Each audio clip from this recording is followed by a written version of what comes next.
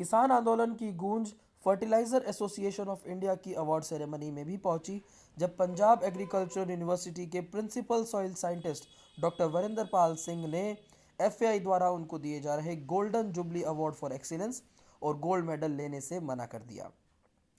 सिंह को यह पुरस्कार देने के लिए सेरेमनी में केंद्रीय केमिकल और fertiliser minister DV Sadananda Gowda मौजूद थे।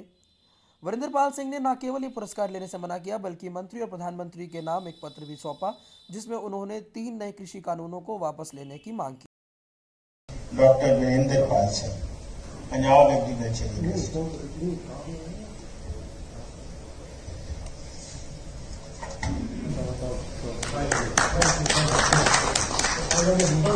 that this technology for honorable minister that once the technology goes to our farmers, it can save about 750 crore of rupees in Punjab only, and in total India, the saving of the exchequer from the government, it would be in billions.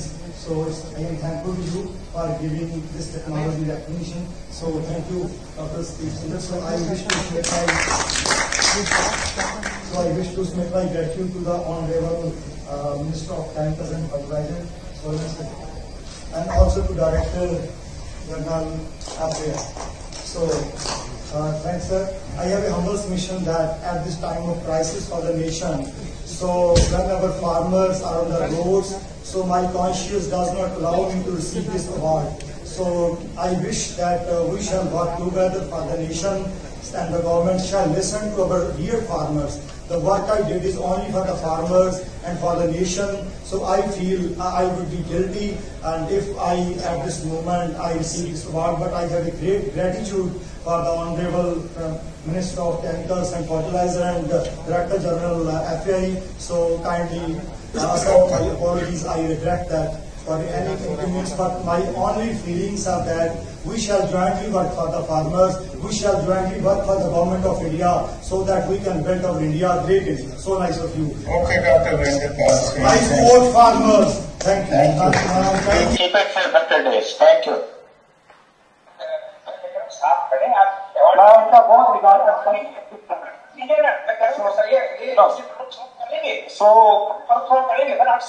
I wish to the song and I will see.